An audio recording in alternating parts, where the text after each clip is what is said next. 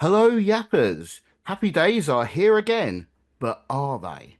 A month is a long time in football, and since you last joined us, there's been a multitude of matches, an influx of injuries, and an overabundance of opinions in the Spurs community. I am your host, Owen, and it is my pleasure to have you with us to discuss the last month of Tottenham Hotspur Football Club. As always, I'd like to welcome my fellow yappers. Stu, say hello. Hello, everybody. Peter, how are you? I'm good. How are you? I'm mighty fine, thank you. And Doug, how are you doing? Just tremendous. Just great. Thanks. Awesome. And we are also joined today by a very special guest. You may have heard their dulcet tones on Poddenham Podspur, one of our dear friends from Bluesky. It's Nebb. Hi, Nebb. Great to have you with us. And please, for those who don't know you, tell us a little bit about yourself and your history with the glory Tottenham Hotspur. Thank you, Owen. Yeah, I'm Nebb, or Nesbit is my full name.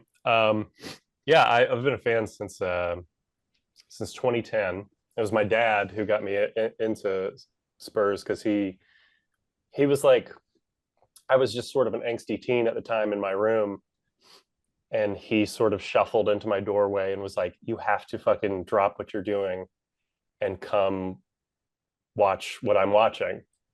Um, and so I was like, whatever, Dad. And it was Gareth Bale at San Siro. It was the first of the two, and it was just like I had just started getting into watching kind of football for like this. The World Cup was that summer, and I was like, I want to actually educate myself and kind of so I can follow this as it's happening. Um, but I didn't have like a team that I would support like at club level. I was still sort of feeling that out. I was probably closest to like Aston Villa, strangely enough. I don't know why.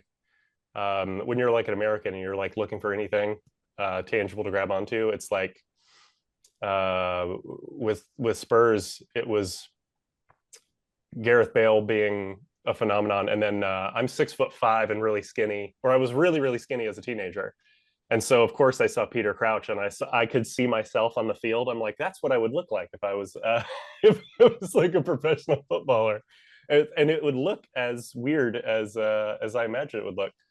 And just seeing him was really inspirational. Growing up, I was a basketball fan, and I always love any athlete who is very successful despite their physical build and stuff. I love Muggsy Bogues, who was like a 5'3" basketball player, and he was excellent for the Charlotte Hornets. And yeah, sorry, I'm meandering all over the place, but yeah, it's been a fun and not fun and soul searching 15 years, and I wouldn't do it any other way. That's I'm more of awesome. a That's great. Aaron Lennon kind of a little guy. That's who I identify with. So opposite ends of the spectrum. A potent combo, or you could go Jermaine Defoe, who's another, you know. True. Yeah, Big man, I'm little I'm man up six top. five as well. Yeah, I'm 6'5" as well, and I tried to model my game on Nick Barmby. I have no idea why, but I tried. Do you know what? Between the two of you, this could be the tallest podcast ever recorded in the It might world be. of Spurs podcasts. Any Or just in non-basketball the world. podcast, I'm sure. Yeah. Oh yeah, Yeah, I'm bringing the average down, but it's pretty good. No, but that's cool. Thank you. It's great to have you with us. And big fans of Crouchy here, so that's awesome to hear. Um, just a quick shout out before we get started into the meat of the episode. I want to give a shout out to Ian at Poddenham Podspur, with his fantastic podcast of Spurs podcasts. He's given us a couple of shout outs on there in recent episodes, and it's much appreciated that Spurs podcast royalty is listening. So thanks so much, Ian. We really appreciate it. Um, And likewise, if anyone else wants to comment or interact with us, please comment, review, anything like that would be awesome. And we will make sure to give you a shout on the podcast. I think we better get into the football, guys, because there's a lot of it to talk about since we last recorded. Do we Just have to to? run, we do, I'm afraid, Peter. We got the men's matches. We had a Brighton 2, Tottenham 2 draw at the Amex Stadium. 3-0 League Cup win over Doncaster. A 1-1 draw at home to Wolves. A 2-2 away draw in the Champions League to Bodo Glimt. We beat Leeds 2-1 away from home. We lost at home by the same scoreline to Aston Villa 2-1. We had a 0-0 draw against Monaco that Stu was lucky to visit the Principality Car Park Stadium for that. And most recently, a 3-0 away win against Everton. So, who wants to start with anything from that load of football? We're I will hard to beat start and we're on hard to watch. Yeah, that's true. I'll start on the Monaco game. It was a tough watch. It was one of those experiences I would not change. The trip, 6-hour trip down to Nice and then on to Monaco was something, and then the 6-hour trip the following day, equally something. But just being able to get the chance to meet up with fellow Spurs fans and have a great time made it an absolute blast for me. I really loved the trip, and I wouldn't change it, apart from maybe just, more goals and a little bit more excitement would have been nice on the evening. Just a goal probably would have done well.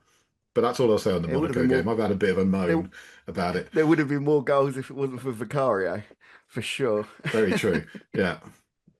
Hey Stu, what was the mood like amongst the away supporters for that match? Drunken for the most part. I mean, it was an evening match. Everybody had been in Nice up until about 2 or 3 hours before the game, and libations were flowing. There was a lot of people drinking quite heavily. I was a little bit worried for some of them because this was the second time I've done Monaco, and last time I was there, they pretty much anyone who looked slightly intoxicated were not being allowed into the stadium. I was like, half of these people are not getting in if they've got tickets, and why would you go to Nice if you didn't have a ticket to the Monaco game? So yeah, they were lively. There wasn't any trouble. There wasn't any problems.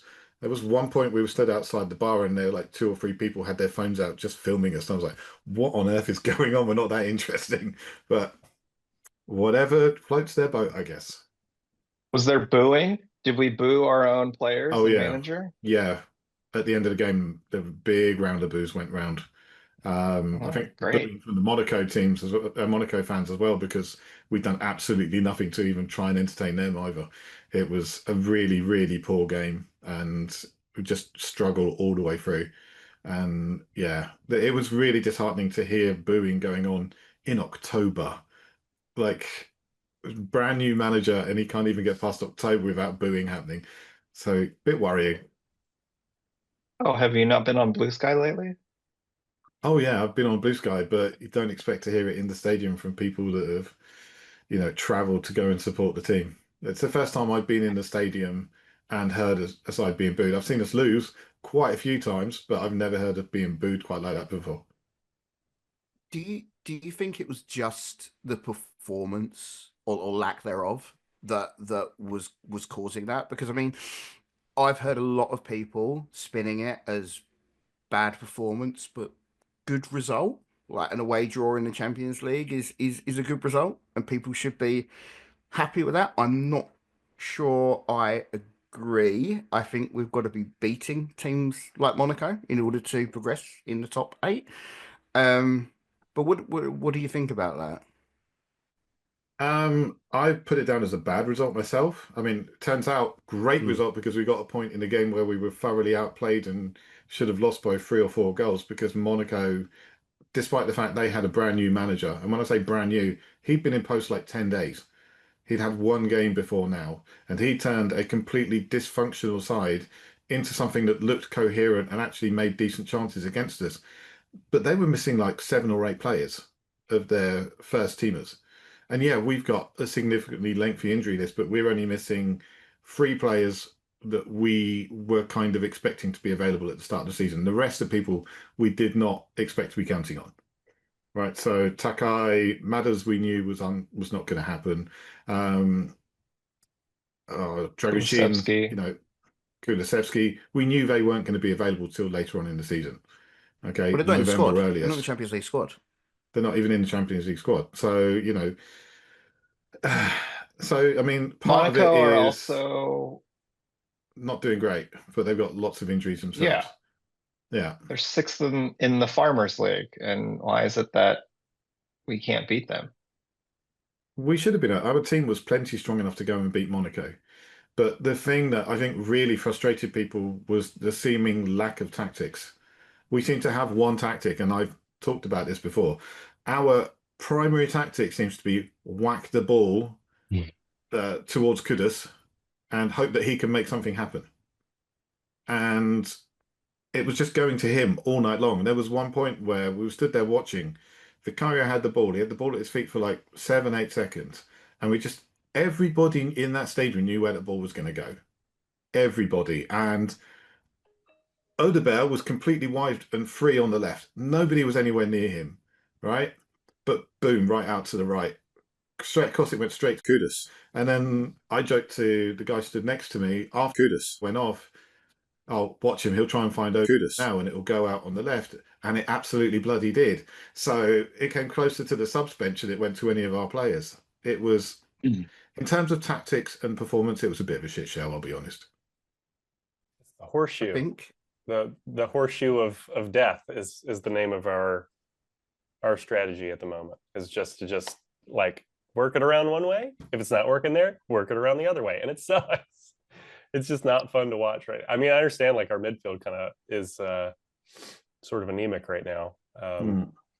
Bendiker has kind of forgotten how to pass, and we just don't have any progression through there. But it is just really, yeah. You can just wait for it to go to one side and just send everybody over that way, and like unless you have somebody who can, I guess, ping it across. Like I don't know. It's just it sucks watching the same thing every game. But I'm also hopeful that things start to come into place. I think Yeah, I believe our tactics and plan is to, if I may take from the meme from our Amazon documentary of, what is it? Smashing it long to Kudus and fucking defending. Failing that, smashing it long to Kudus, and I guess basically not defending. The thing I'm worried about is Kudus at West Ham. He kind of down tools after a while, and I think it's because West Ham played really dour stuff. I don't know if his tenure there overlapped much with David Moyes, but when we just played Everton, we played deeper than David Moyes, who is like famously, loves a low block, loves to, compress and then spring out and stuff. And we were like, hold my beer, like. So my worry is if we're doing that long enough, Kudus is gonna maybe not be so inclined to do hero ball every game. this is Thomas Frank's way of playing, though. I mean, if you look at some of the pass maps from, and I am not a pass maps guy usually, but I people were posting on Bluesky some of the pass maps from his Brentford side and like overlaying them with the Spurs pass maps from the comparative games this season, and it is so similar. He really is setting us up. I don't want to say Brentford premium, but there is a bit of a vibe of that at the moment. Peter? I have a question. Was Brentford weren't they very attacking in the championship? Yeah. And has that just not translated to his time at Brentford? Although I did hear, I think it was maybe on the Game is About Glory, they were talking about how, or maybe View from the Lane, or actually no, I think it was Tifo. Sorry, I listened to a lot of podcasts about football. They were talking about sort of, even though Frank is no longer at Brentford, the way that Brentford have played this season, especially against Liverpool, has very much been like, I guess, closer to what they played like in the Championship. I have no idea. I didn't watch them, so I don't know if that's true. But and yeah, and watching Brentford play against Liverpool, they were very much sort of on the front foot. I'm not going to try and present myself as an expert on Brentford in the Championship because I'm not. But from what I understand, they were more attacking, but they had some players in that side. Watkins, Ivan Toney, I believe they had just before they came up, that were kind of way too good for that division. And when you've got players like that who are more or less the best players in the league, you're gonna attack, you're gonna score goals just by the fact that you've got those types of players. So I don't think we can take massive amounts from Brentford in the Championship. Certainly not as much as we can take from Brentford in the last few seasons of the Premier League. I feel like God, you is it- imagine. Go ahead, And Doug. you imagine like let's say any of us here, we're handed Spurs this season, right? Like we have Frank's job, and you're like, okay, we know how to attack like psychopaths. We know how to dribble way too much. What do we not know how to do? We do not know how to defend like a low, deep, solid block with a bunch of motherfuckers running around like Palhinha, elbowing and slide tackling. And we're not great at set pieces. So that's a thing as like a brand new manager. You can just come in and add that. He talks about layering, about, starting with these solid defensive, like, what does he call it, like a clean sheet mindset, and then adding on the attack from there. It's not, I think John McKenzie pointed out that it's not really like you can't actually just separate, they should be all connected, but it's clear that that was a priority and it looks like ass. But also like, besides Arsenal, is anyone in the Premier League having a good season? Like, is any other team besides, I guess, like Sunderland, but is anyone like psyched about how they're doing?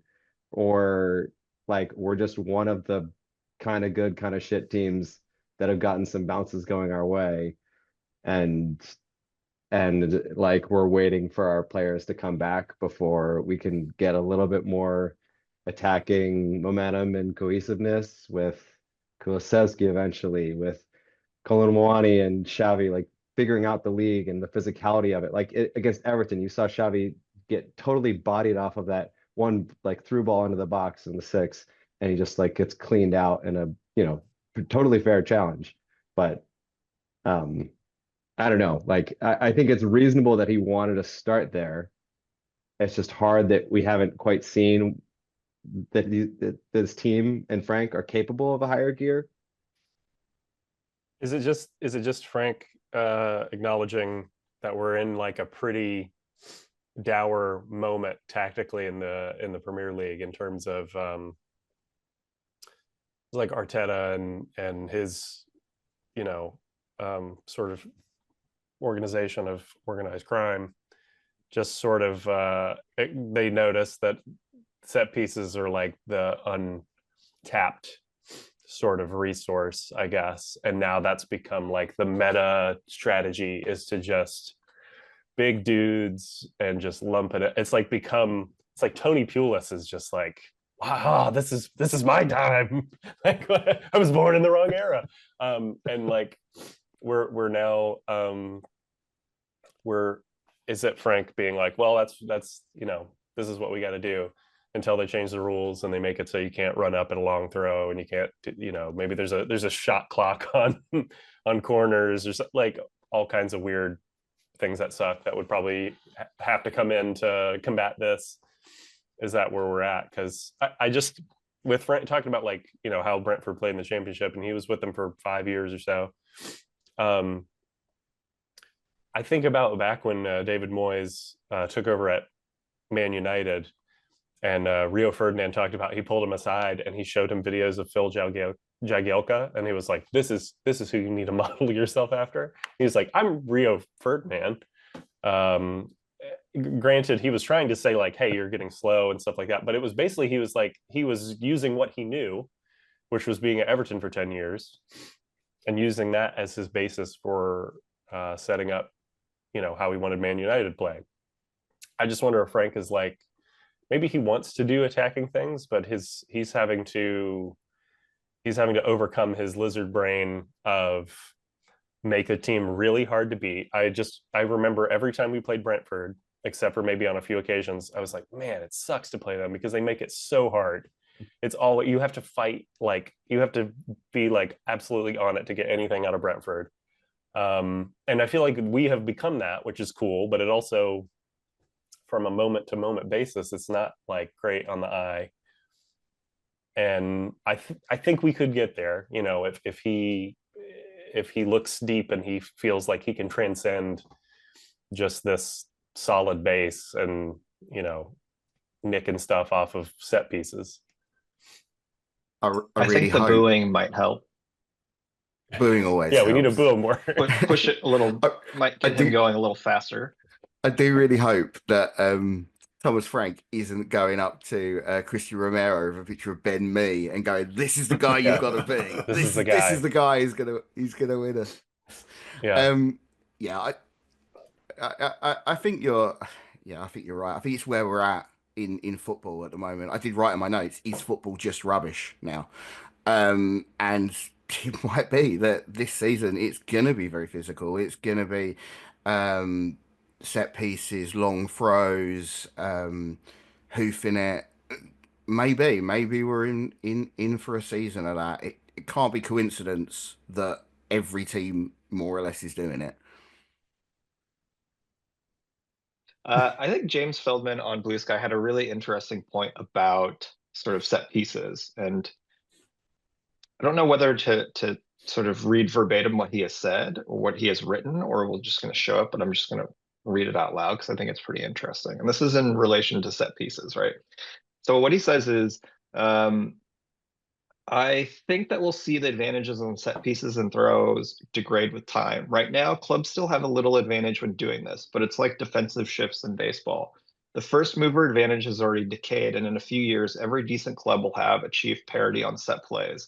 That's the nature of stats-based advantages. Once everyone sees it working, everyone adopts it, and the potential edge vanishes, and the smart clubs are on to the next thing. Because it is true, right? Like we have seen an uptick in long throws and sort of all these other things, and the way Arsenal even play, right? They used to be very attacking. Now it's very boring to watch them, but they still sort of quote unquote get the job done. So I'm curious to see. And we know that everything, like everything else, fashion, whatever, is all cyclical. So like, what is the next version of the Premier League? I'm curious about. Like, we're just gonna have to kind of sit here and deal with this really boring, pragmatic football, which we all moaned about, or moaned about wanting. And now that we have it, people are moaning about it because that's what we do as a fan base. We are never content with what we have, and we want something else. But as soon as we get it, we quickly move on because it's not what we want.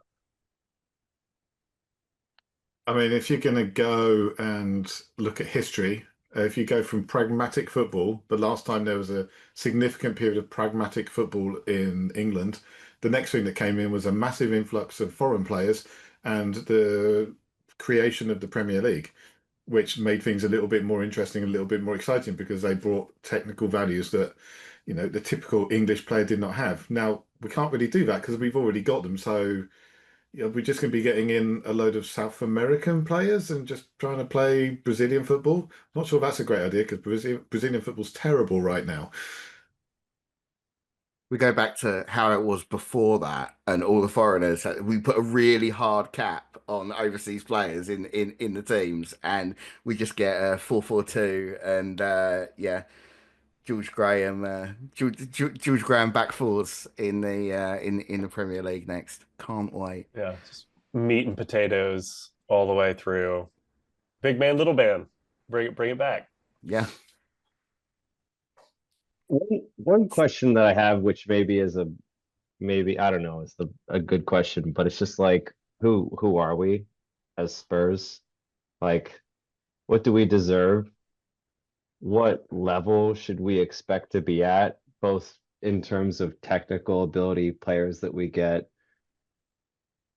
how we're doing in the Champions League? Like all these things, I feel like we have such a skewed lens of who we are right now because we went through a mind fuck of the last 2 years where we were kind of amazing and kind of terrible at the exact same time.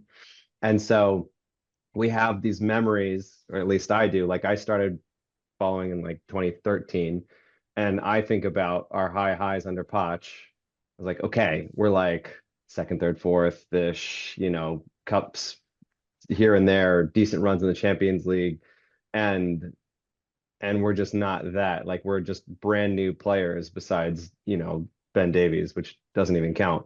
And we are just something different now. And I just question like what Spurs actually deserve. We're like the ninth richest club in the world, but that means we're only the sixth richest club in the Premier League, and our wage bill is like sixth, seventh, or eighth, or something like that on any given year. So I don't know. I think that a hard thing is that we have some of these expectations, or I don't know, these sort of standards that aren't really true to who we are right now or what the league is. So yes, do. From what you're saying, it sounds like you're saying we're the Schrodinger's cat of Premier League football. We're both crap and good at the same time. We're not really And sure that's which one why it I is until that follow. box is open. Yeah. I will say, I was thinking about this today. I'm not particularly enjoying a lot of the football I'm seeing. There's the occasional bits in games. Burnley was fun. But over the last month, things just seem to have got a little bit less enjoyable. And I was thinking, how do Arsenal fans enjoy this all the time? Because they seem to have embraced this Tony Pulis, premium Stoke label. They seem to love it. They seem to just revel in the fact that they're really good at free kicks and corners and set pieces. I just don't. I just can't really get on board with it. I think they accept um I think they accept the style of play because it brings results, right? And your league position is the most important thing, unless you're playing Real Madrid and then you get a couple nice free kicks and that's all you ever talk about, but you lost. I don't know. I think it's weird. I think, what the last thing I'll say, or not the last thing, but what I'll say about this is I think my general view is summed up by a post from Reno Wallabout. And this also answers Fergus's question of whether or not I'm in a Zen state about this. So Reno posted, "You want me to accept that it will take a while? Fine. But I'm not watching garbage every 3 days." And that is exactly how I feel, right? I Yeah. get that there is going to be a much longer transition period than we want. I accept that. I will trust the process. But it like makes my eyes bleed, and I really just don't actually look forward to watching Spurs play because it ends up just being that horseshoe constantly. I think, Like I don't even know what Xavi is meant to do. Like what is his job? To well, defend? Because that's what all the stats say is that he just defends and he's good if you at it, which is great, but like if you does go he by get to what play attacking Matt football? Wells was shouting at him during training, it's create, create, create, do what you want to do, and we haven't seen a lot of that on the pitch, have we? Um, No. I think on the, again on the subject of kind of who are we and how much are we willing to tolerate. I think the heritage of Spurs is in attacking football. Culturally, we are a club and a fan base that appreciates attacking flair football. We've always had Mavericks. We've never been the best team, but we've always been fun to watch, apart from a few managers exception. But we've always tried to be fun to watch. Arsenal kind of to an extent have the opposite to that. I know they played really attractive football under Wenger, but prior to that, their heritage was in dogged defending, 1-0 to the Arsenal. They would grind out results and they would win. And they would hold that over us as, yeah, you will play the attacking football with your Mavericks, with your Chris Waddles and your Glenn Hoddles, but we'll win. We'll win the league because we're dogged and we will get results, and we don't care about the football side of things. The result is everything. I feel like the tastes of success we've had recently, especially in the league under Pochettino, has kind of given us a bit of that flavor for winning and that flavor for being a contender in the league. And I think some people are struggling to decide what they want, really, whether they still want us to be that flair side with the Maverick players who maybe won't win every week, that maybe will finish seventh, that will finish eighth, compared to the team that's going to be grinding out results but consistently finishing in the top five in the league. I think there is a real sort of schism in the fan base over that. I was just gonna say, I mean, last season was kind of felt like getting hit by a car and getting your like foot stuck on the bumper and just being dragged for 10 miles in terms of like particularly the second half of the season. It was just like just hitting your head on every single bump. Like every game felt like like cool, time to get our asses kicked again. Like it was just so because Ange, it was not really a surprise to anyone that he was like, oh yeah, we just decided to like bin off the league and we were like, we're just going to go for a European trophy, and gave me my greatest moment since I've started supporting, the first trophy I've seen lifted. And I think on an ideological or platonic ideal of what I would want, it is like saying, in my opinion, cup competitions, you kind of have to play like that, the dogged shit to watch, but like defensively sound. It's like the teams that win the World Cup, it's generally the ones who just, their defense is really insanely good. And I mean, in most like cup competitions, it's just like defense. I mean, I guess you could argue the league, it's defense. It's built on defense. And so, I mean, as far as that's concerned, I get that. But the thing is, like, me personally, like, I'm not, even though we're third, I'm not really happy to watch it. And to me, I'm like, the thing, I don't care. Like, it's not some number thing that I'm thinking about on some meta level. It's like, I want to just, the thing that I'm watching with my eyes, I want that to be good.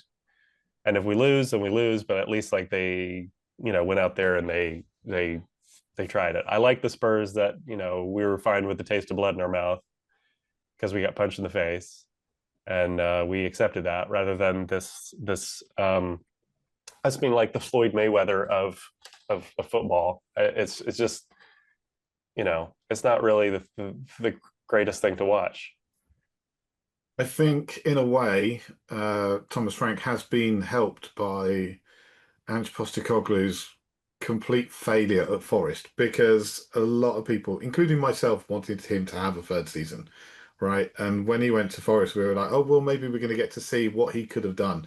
But I mean, Forest just fell off a cliff and was so bad. But there's still this sense of feeling. I mean, how last week put up a post, I'll read it to you. It's a quote from Ange. I'll continue to push this team to be a bit different, to play football in a different way. And maybe when I'm long gone, you'll all pine for my entertainment and you'll have had your fill of pragmatism. I mean, that kind of hurts to read right now, because, yeah, it was like bang on. We had some really good times under Ange, but at the same time, we can't really look back and say, look, it would have been so much better under Ange, because it was just so bad at Forest. On that, now the point you made about the difference between platonic ideal of how you play in a cup versus the league. I listened to the book How to Win the Premier League by Liverpool's Ian Graham, and he has this one, I've said it before, but this one thought exercise of like, Spurs played Stoke and there was one goal in the game, who won? And it's like, how confident are you in that answer? Spurs played Stoke and there was 8 goals, who do you think won? It's like, you're a lot more confident that Spurs won that game. So there's just like, if there's a lot more goals being scored, it favors the better team. It's just that, and I think that was what happened to Arsenal in a few of these last few years. Like they were really good, and then just these fine margins, like a one goal didn't go in. Like they were drawing games. I think they drew 14 games last season. It was like the most. Anyway, that's the point is like you have these fine margins. We're playing on those margins a bit right now. That was sort of what Mourinho did, right, with us, which is like you get a one goal lead, you defend it, and it's like one random bounce, the ball goes in, or like the Villa game, which I actually thought was like pretty good. I enjoyed it. They had these two long range shots that went in, like that one Yeah. perfect topspin shot and that one in the corner around like a player. Like and Frank said in the presser, like if you said before the game, like they can have those two shots, yeah, no problem. I'm not worried about it. But like they hit the perfect shot. So I think that it is actually like tactically, strategically better to be more attacking, but and I think it's more fun to watch. But I also get that we tried like full kamikaze psycho mode and everyone's like, let's wait a minute. Our center back's hamstrings are made out of rubber and like we can't do that. That's not gonna work. So I think from the games we played, and I agree with you, Doug. I do think there was some green shoots, shall we say, of good football in that Villa game.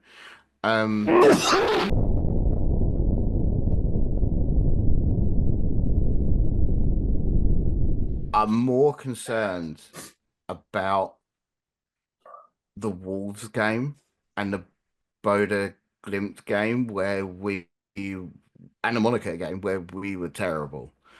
That's three games that we were just abject in. And Boda Glimt away, like yeah, tough place to go, but that's a terrible result in my opinion. We beat them twice last season. We're a much better team than them. We should have won that. We should be beating Wolves. Wolves are the worst team in the league right now. We should have beat them. We should have beat them comfortably at home. So I agree with you, but I've still got this real deep undercurrent of concern that we might not be very good. I wonder what is Frank's intent when he comes up with his tactical plans, right, and strategy for each of these matches? Is it literally to just not lose, right? Or is it some combination of not we're going to win and also not lose, if that makes sense, right? Like we know that keeping clean sheets is important to him, and we've had more clean sheets, or we've equaled the number of clean sheets this season, which is 4, I believe, which was the total all of last season. So right, so like I wonder if it's the thing you were talking about, how you've got the Mavericks who do some new tactical wrinkle, and then it takes a while for everybody to catch up, and then everybody's doing it, and it negates it. I just wonder if it's like the thing I've noticed this season, and actually the past last season as well, is Man United's XG has been really good, but they've been shit. And then this season, our XG has not been very good, but we're in third.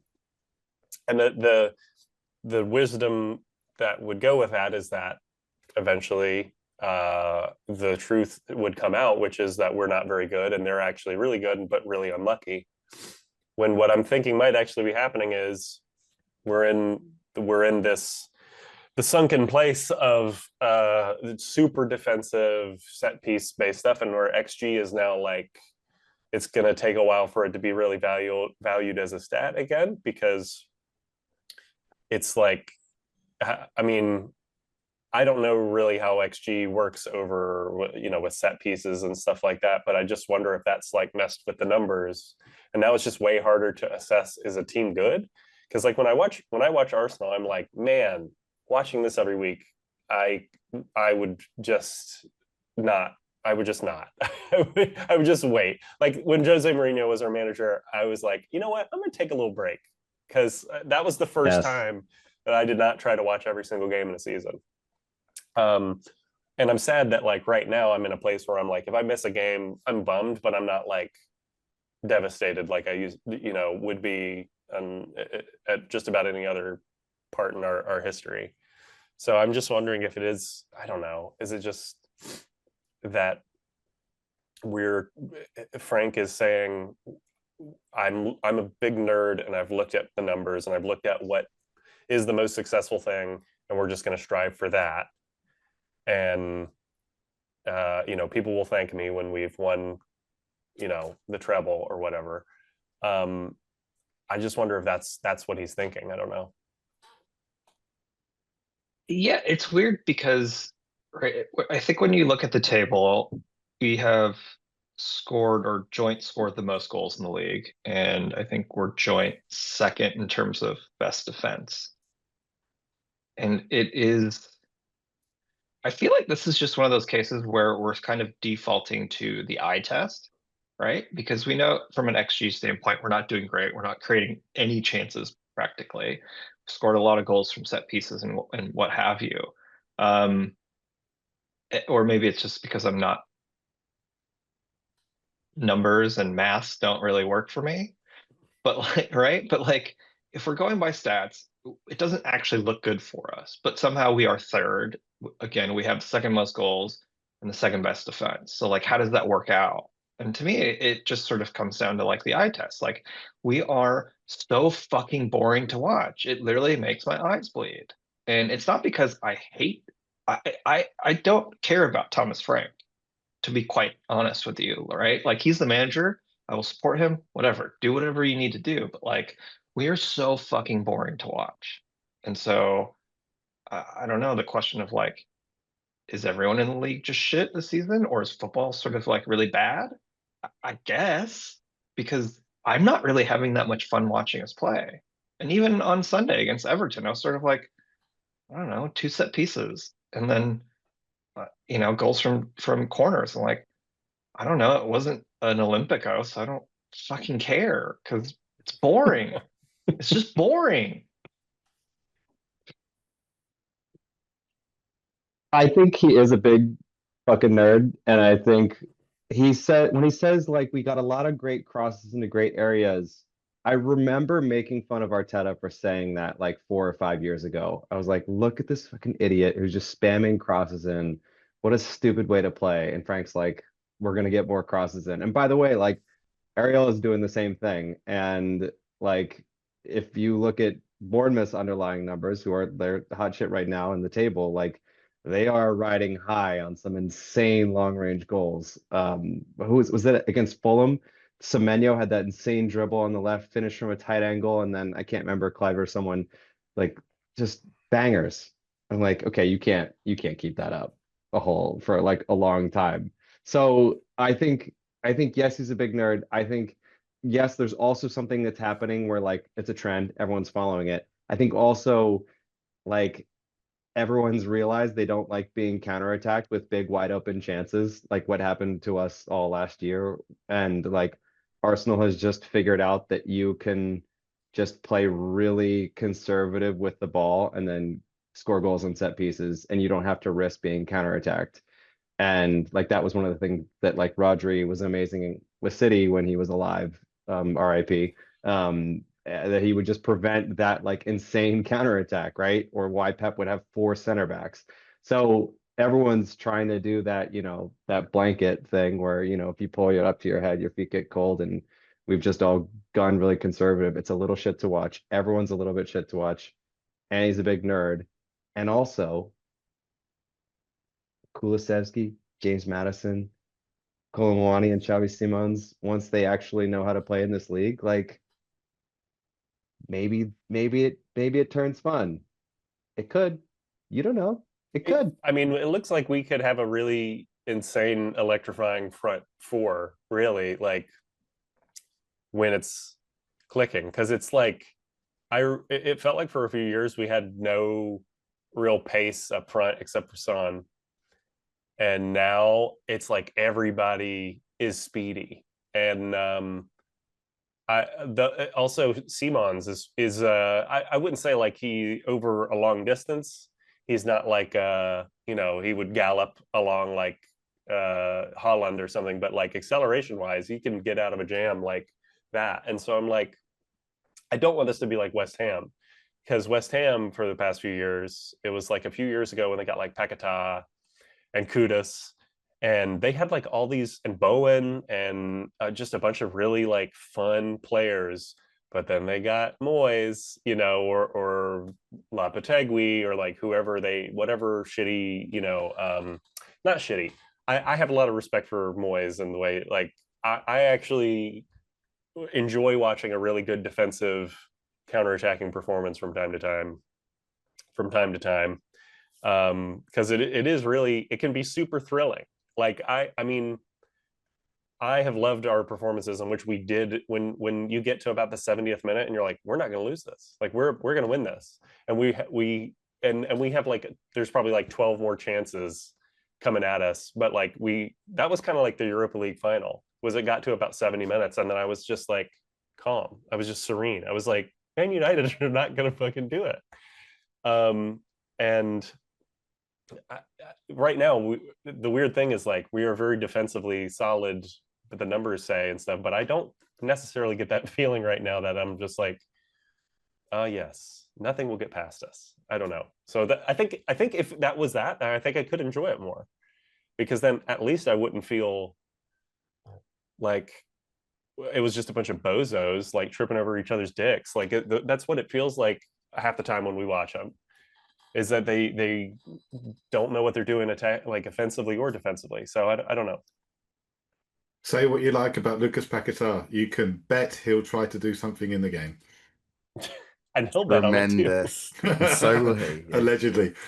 So yeah, I mean, I'm gonna move us on to talk about the loanees in a second, because I think they do warrant some time with their good performances. But just to end the football side of things on a positive thought I had from today. At the time we recorded, we're playing Newcastle away in the Carabao Cup tomorrow, and people are posting their team sheets for that game.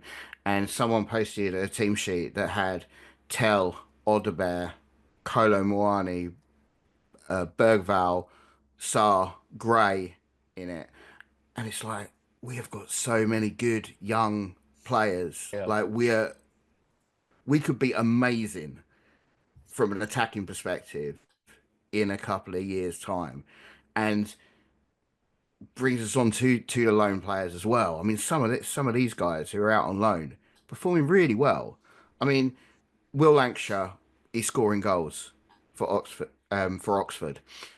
Vuskovic is setting the Bundesliga on fire, playing for Hamburg. Like, everyone's raving about how good he is and what a player we've got there.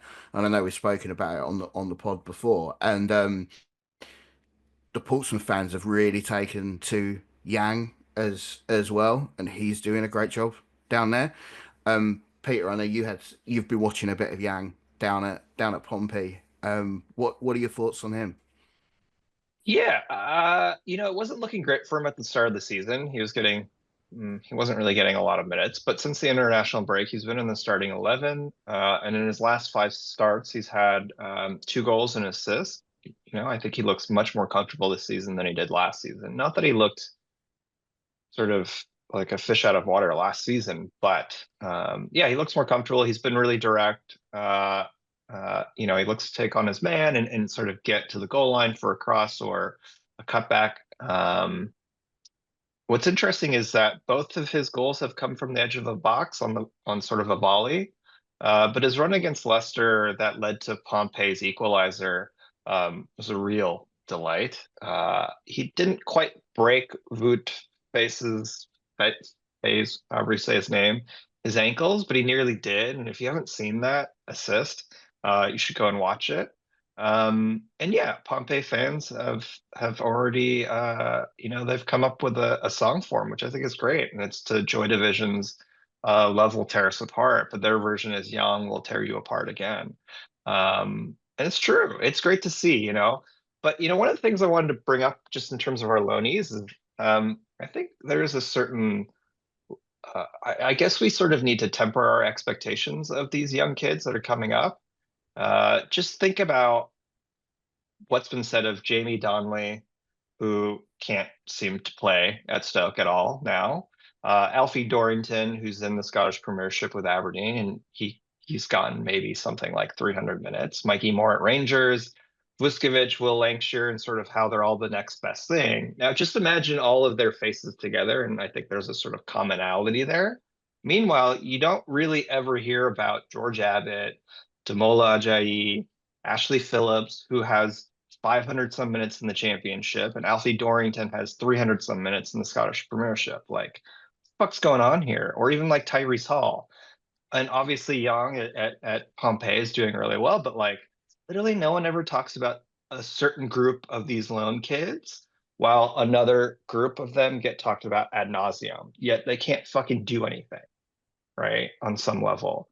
So I think it's a little bit weird how we talk about our loanees, but point being, like, I guess my ultimate point is Young's doing really well at Pompeii. The fans seem behind him, the manager seems behind him, and it's great. And it's good for the future of Tottenham, right? Like as a whole, as a club, like it's great that we have all these kids and that they're doing well and performing well. Yeah, I'll sort of leave it at that. I mean, all these young players are sort of lottery tickets, right? You don't know which one's going to make the next step. Like, you know, we had a generational talent in our academy that just suddenly decided was going to be very, very good and become our top goal scorer ever. And we don't know which player is going to do that and which player is just going to totally crash out. So it's fantastic that we have a ton of these children that are all like incredible and dominating at lower levels. And we'll see who makes the jump. And all the other ones are going to go to like Palace and, you know, be like the next Harry Winks or I don't know, someone else. Champions League finalist Harry Winks.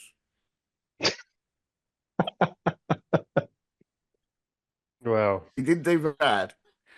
I do love Harry Winks. Sorry, I'm not. It's not slander. But get out of here. He seems like a very nice young man. He is. I have it on good authority. He is. And But he doesn't want to move to Leicester. And he lacks a sense of humor. Do you know? I think it's important to remember as well on that. I think that's a great point, Doug. Harry Kane had several terrible loans before he actually He did broke nothing. into our first team. Yeah. All of his loans were awful. Except for like Leighton Orient, which I think was his first one. I think he did okay there. He had like 5 and 16. But then the rest it was like garbage. And but I remember back then he was like the first wonder kid, not wonder kid, but like in our academy, he was the first one I was like aware of. Where they were like, "Oh, Harry Kane." And I remember people being like, a few years ago being like, "Oh, he's added assists and this vision to his game." But I remember they talked about that when he was in the academy. They said, "Oh, he was, he could play as like a 10 and stuff." But yeah, I don't know. I feel like we have some of those mythical kids still, where you'll hear about them, and then it's like we won't hear about them for maybe 5 years, and then we're like, "Oh, they seem to be doing well at Doncaster," something like that. And I want one to really like go into the team. Or they become Nani Madueke, and I'm sad. Yeah. Because yeah. But I think that's part of what the whole revamping of the club has been recently is we need more of these youth players. Like we're signing a lot of these exciting players that Stu, I feel like you have a better grasp on like who all these like kids are than anyone else. But like that's just great. Like load it up, figure out what's gonna happen. Who knows? A lot will move on, but that's it's a good bet.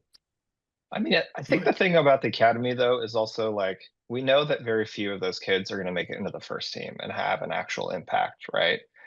It is also like, and this is just something that's been reported, so I've read about it, and I feel like I sort of understand it on some level, but like we've been really bad on the business side of things, right? Like the reason why Chelsea get to buy like millions of players every transfer window, other than the fact that they sell the ones that they bought the previous window, is also because that academy still churns out pretty good quality players for the rest of the pyramid, right?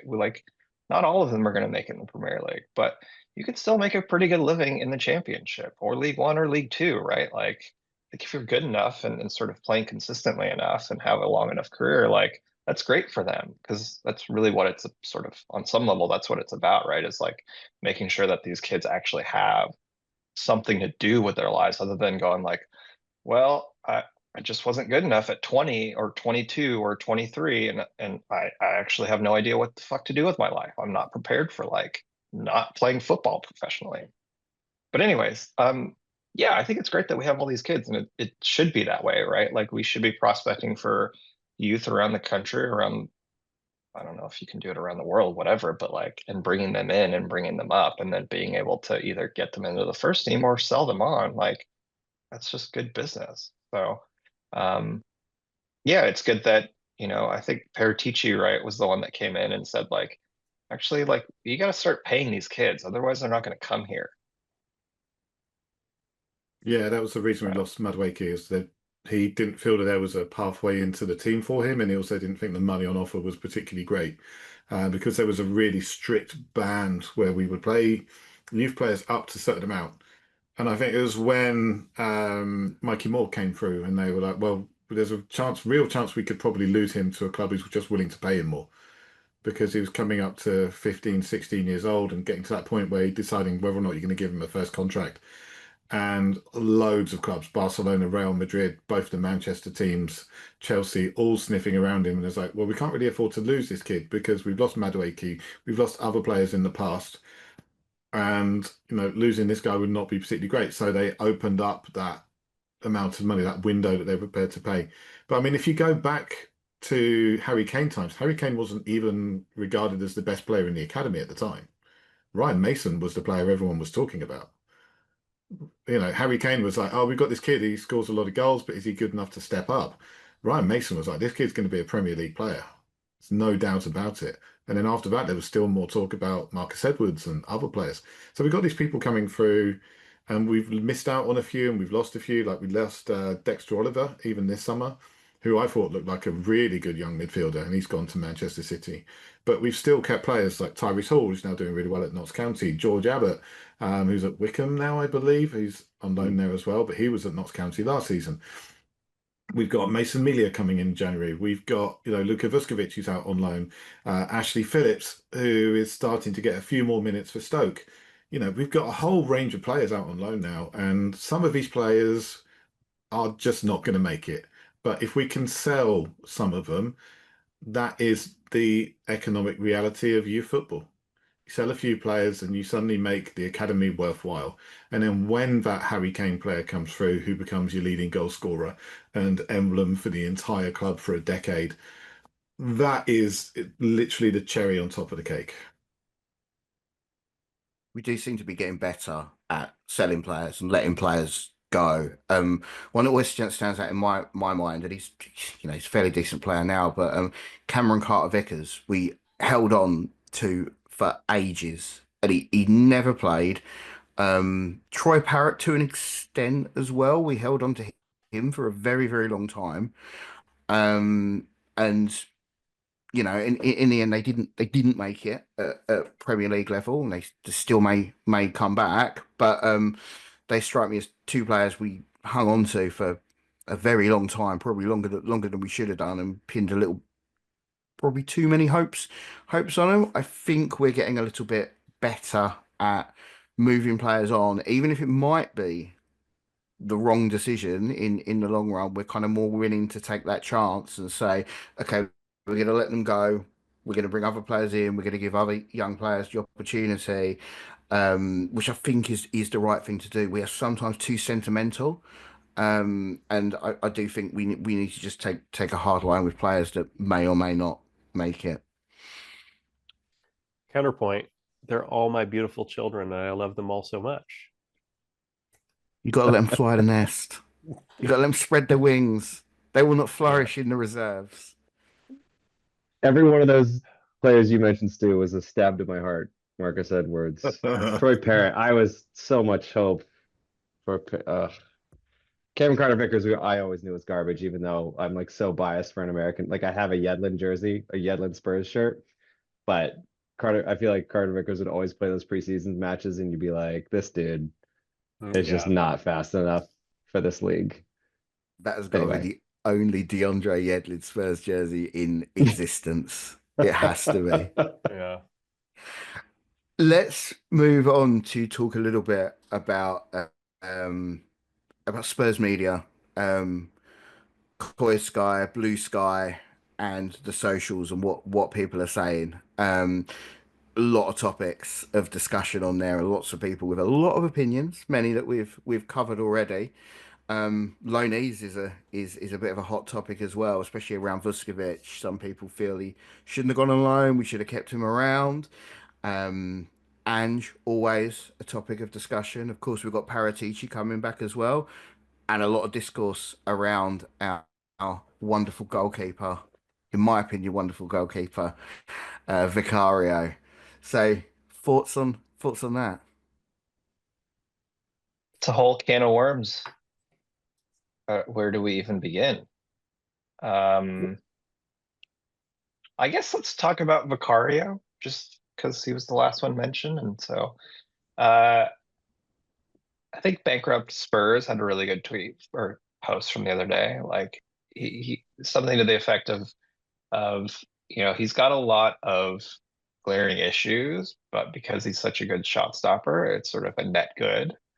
And one of the other interesting things I've heard this week is that Vicario's not good enough to take us to the next level, and that COYSky is potentially like he's the one, but he's not at a level to sort of take the number one spot at this point. I'm curious how you guys feel. Like, look, I think there are things that he doesn't do a great job at, but at the end of the day, like he doesn't let the ball go into the net sometimes, a lot of the time, and that's sort of a good thing. That's where I land on him. My question would be to anyone that's saying he's not the goalkeeper that's going to take us to the next level, then who is that goalkeeper? Because Arsenal are not going to sell us David Raya. Nor do I That want is the him. thing. It's like who would replace him? Who are we gonna get to replace him? How many That goalkeepers is did just Manchester below their United go prime. through? Manchester Yeah. United been through a number of goalkeepers before settling on this current guy who I know almost nothing about but looks solid. I mean, is that it? They just need someone who's solid and is good at organising people and can make the occasional save. I mean, there's a lot of short-term thinking about COYSky because COYSky was problematic in some of the games he was played last season. He was a bit slow to get down to some shots. He didn't seem as good a shot stopper as Vicario. But he was better on the ball. I mean, where's the level of importance? What's more important? As Peter says, keeping the ball out of the net, I'd say, is a fairly important and major one. Well, I think that it's I don't know, a good data point is that like Pep, who everybody, the truism with Pep is, and I thought it as well, was that he's like, I need a goalkeeper who's good with their feet. And then he went out and he got Donnarumma, who's dog shit with his feet, but is probably the best shot stopper in the world. And so I don't know if that's like an indication of which way the wind is blowing. But maybe Vicar, like I think Vicar is probably in the top 10 of the best, just shot stoppers, maybe the top 5. I don't know.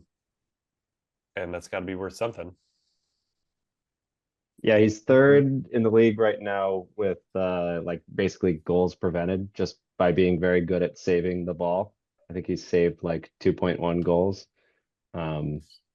So I mean, a lot of those I think were against Bournemouth, but yeah, he is an excellent shot stopper. I feel like there were a lot of fair criticisms of him in the past couple last year with like dealing with crosses, being physical enough on corner kicks and things like that. And I feel like he's gotten a lot better. Like he's not flapping at things and missing nearly as much. Maybe he's getting like sharper elbows. I'm not sure. But I guess this could all go back to like Frank being a nerd trying to maximize. He's like, all right, listen, Vicario's fantastic. He's not going to be chipping perfect balls out to like the right winger or the left winger that's going to start us on the break. So let's not build our tactics around Vicario having to do that. Let's let him just like thump it. Or I feel like I've even seen Van de Ven take some goal kicks. Yeah. Like Yeah. like anyway, so I don't know. I think he's great. I think he's fine. He's great. I think there's one thing we can all agree on. Goalkeepers that stop the ball going in our goal are good. Yeah. So he gets Yes. points on that. That's I so think brave on of the- you to say, but so true.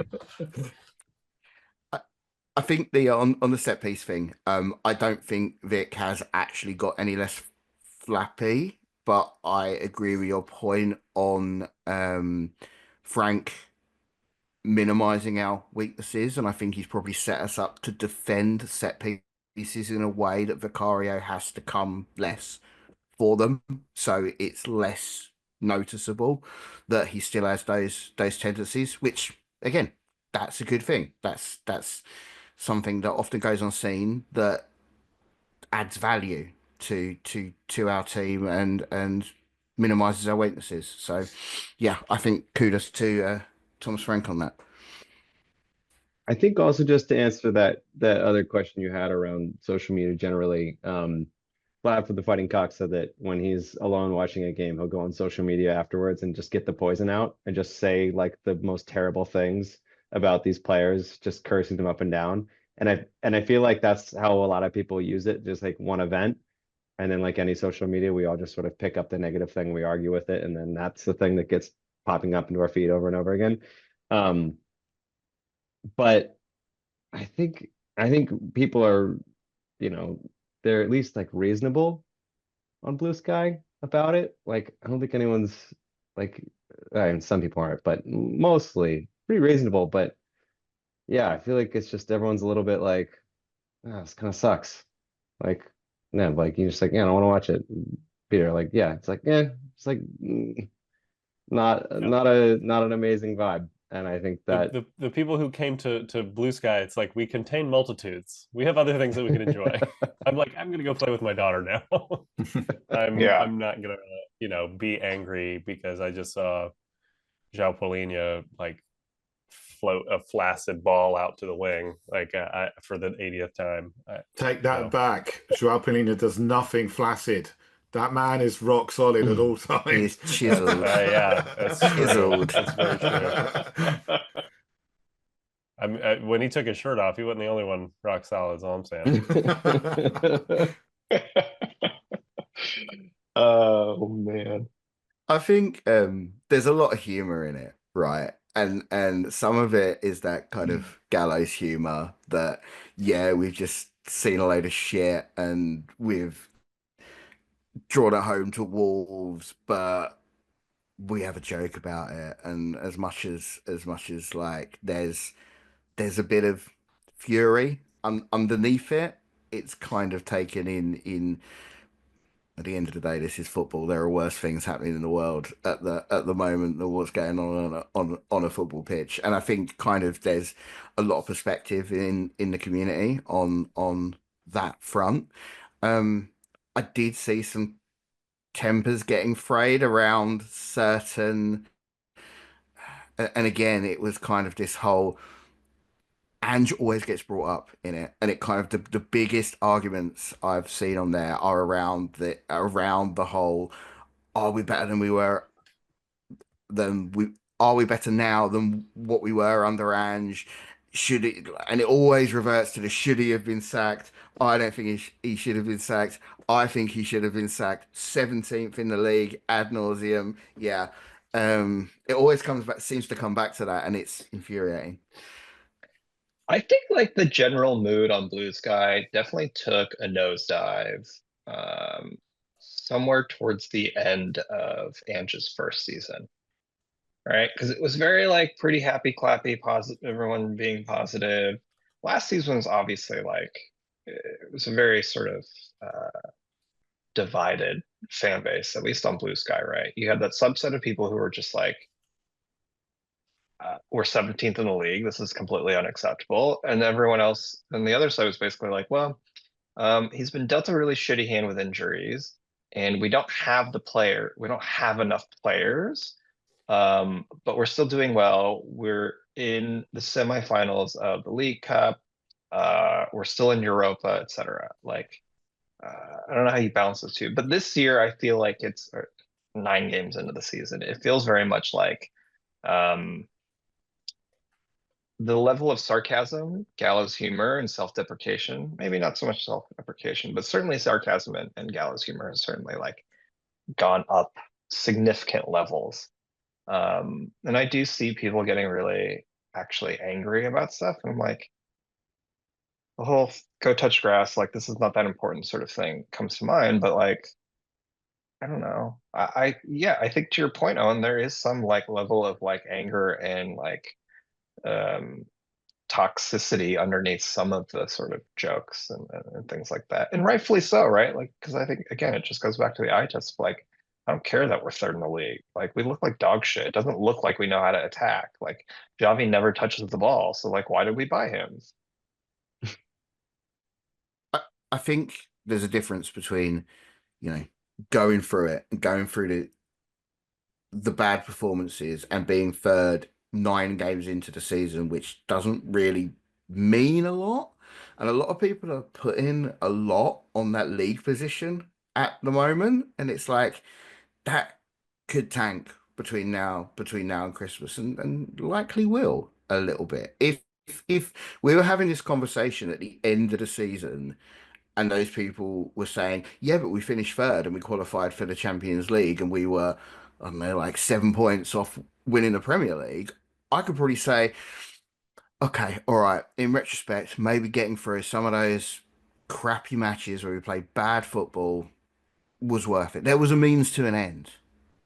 But now, using that kind of means to an end argument, 9 games in, I don't know, it doesn't fly for me. It just doesn't hold the water some people are putting in it. Yeah, I I have don't think this. pointing to the table and any of the metrics right now, like, who cares? It's the 9th game of the season. Like, we'll, to your point, like, let's talk about this at the end of the season when we're done and where do we sit and how is everything? Like, are we still good away from home? Are we still dog shit at home? Like, et cetera, et cetera. Like, I just, it is incredible to me, at least. It's incredibly pointless to look at the table now. It's great that we're third, but it doesn't mean anything. 9 games in, like, who fucking cares? If I was on Frank's team or within Spurs, I would do something to create some Thomas Frank lore. I think he needs more lore, like some mythic thing that he could go do. Like Ange had like Ange Ball, like Poch never like quite had it, but like he was like kind of a crazy like universal energy and like also got us to these like Lemons. really Lemons, great yeah. places. Lemons in the That's right. office, yeah. Right. And like Mourinho was like the special one. Conte, like I think that we've had these managers that have like an aura about them, or at least like delivered pretty soon. And Frank is just kind of like a dork that is great, but is just kind of like the sum of his parts. And even if those things are all really good, I this is just like very subjective. I'm like, if there was a thing that we could all hold on to in our head of, even looking back at his like Brentford in the championship and just say like, maybe one day we'll reach this footballing nirvana. But right now, I think we're Valhalla, afraid that it'll maybe in sure, Frank's. that's better. It's better. It's better, yeah. We will meet again in Valhalla. I think you should really lean into the sort of Norse mythology side of things, and that's where we get the lore from. Come on, there's a deep vein of lore there we can tap into, and let's go for that. Give him a big hammer and like a helmet with some horns on, and He does You need do a that little with bit of a forwards, you might get a little personality. bit more from them. You can attack with a hammer. A great point. Yeah. In terms of how reliable the table is after 9, 10 games, The Athletic wrote an article last year saying that, I will read it to you. Broadly speaking, there is statistical evidence to suggest that the pack is unlikely to shuffle dramatically from the current standings over the next 7 months. So after 10 games, more than a third of teams shift by just 1 place or stay in the same position when comparing match week 10 to the final standings. So, we could play one more game and just cut the season there. and say we've qualified for the Champions League, and we'll all be happy. Well, a lot of people But were we're quite happy to Tottenham do that after Hotspur. Andrew's first season. That is an interesting point, Stu. I do wonder, will we finish second, third, or fourth? Right? Is that what it's saying? It'll deviate by one position? Yeah, basically. But that's after 10 games. So So Sunderland Oh, are safe if they get a result in the next. Sunderland doing very well. This is a really weird season because the teams that have come up are actually doing very, very well. Whereas more established teams are really struggling. And I mean, the weirdness is just added to by West Ham and Nottingham Forest, I think, who would just seem to be doing their absolute best to get themselves relegated. I'm going to I make really maybe a wish bit we of a. hadn't actually just talked about this because our 10th game is against Chelsea. That is true. And Yeah. Chelsea, nothing ever happens in a Chelsea game.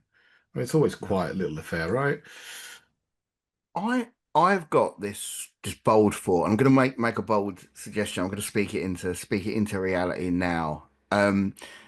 This season has the potential to be a really weird season, and I think there is the potential that we could get a Leicester out of this season, and I don't know who it's gonna be. I'm not suggesting for a second it's gonna be us, but like Bournemouth are looking pretty good, and I don't think Sunderland will win the league, but I think there could be this a team emerges that puts a run together and could upset the Premier League this season.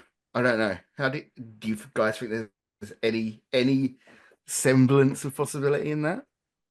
Totally. I think there's absolutely possibility, and I want that to be real because if Newcastle or Crystal Palace or Bournemouth win the league, then Arsenal doesn't. Please. Yeah. I have to say, if you look and say, right, the side that's completely undeserving of winning the Premier League, it's probably going to be Arsenal because they're awful to watch, but they stack the deck in their favour. And yeah, the way things are going, it looks like it's going to be their season, which is horrible. I need Up. something to happen to upset that apple cart. I don't think it's going to be Bournemouth because I think the data even from last season suggested that they were going to have a nosedive, which they did. And I don't know, didn't their entire back line get sold over the summer?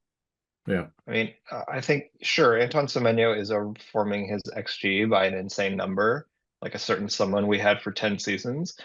But like, he's not going to maintain that, is he? Unless he's like that guy. Maybe he is. I don't know. Mahrez did in the Leicester season. This is the thing. Like I don't know. I've just got a funny vibe about this season. I hope you're right, and I hope it's Up. not certain team down the road from us. Opta gives them a Hear the end of it. 67% chance of winning the Premier League that's Opta. So that's the 67% chance that I'm gonna have to like set myself on fire. I don't know. It's tough. Well, look, I'm not letting us leave this segment on that thought. No, we So, can't do it on that. favorite skeets of the month. What have you got? I know I've got one. Stu, I think you had a particularly amusing one. Yeah, Lamella with you said, will I have to rewatch the last injury crisis before I get into this one, or is it set in a new continuity? That's my kind of geeky sci-fi fantasy stuff. I'll take Yeah. Certain injuries are canon, others are not. Yeah. Love it.